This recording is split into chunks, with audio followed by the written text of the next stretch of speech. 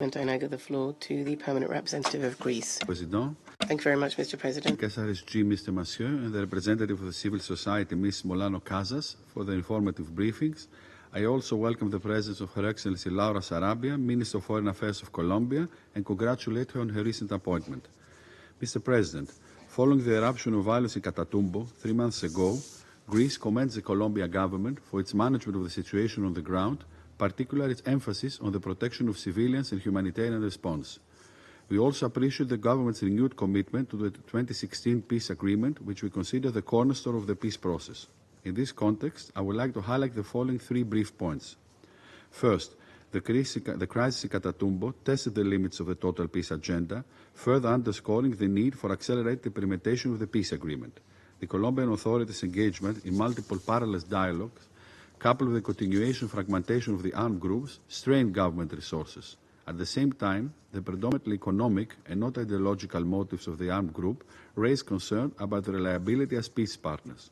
It is therefore essential that political dialogues prioritize actors genuinely committed to the peace process, and that the establishment of peace agreements be accompanied by strengthened state presence in the affected territories to prevent power vacuums that could be exploited by rival armed groups. In parallel, the economic development of these areas is of paramount importance. In this regard, we commend the implementation of developing programs with a territorial focus, which aim at accelerated rural reform in the territories mostly affected by conflicts. It is also noteworthy that in face of the climate crisis, rural reform in Colombia integrates environmental considerations such as sustainable land use. And of course, the successful completion of land distribution is crucial for the reintegration of ex-combatants, along for stable livelihoods and housing. Secondly, the role of transitional government justice in Colombia is a determining factor for the success of the peace process. We are confident that the special jurisdiction for peace will proceed quickly with the issuance of restorative sentences in the following months.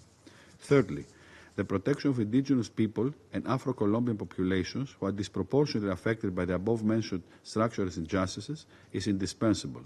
In this regard, we call for the acceleration of the implementation of the ethnic chapter of the peace agreement. The recruitment and use of children by armed groups, including of indigenous girls, for sexual exploitation, is particularly alarming and must be immediately addressed.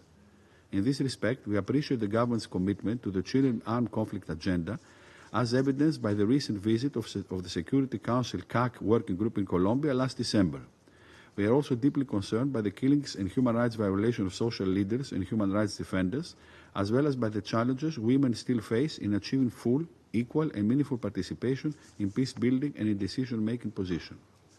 Mr. President, in conclusion, Greece reiterates its unwavering support to the UN verification mission in Colombia and to the Special Representative of the Secretary General, recognizing their invaluable contributions to promoting the effective implementation of the peace agreement. For our part, we remain committed to supporting the Colombian government in its efforts to fully implement the peace agreement that will ultimately rectify the inequalities of the past. I thank you. I thank the permanent representative of Greece for his statement.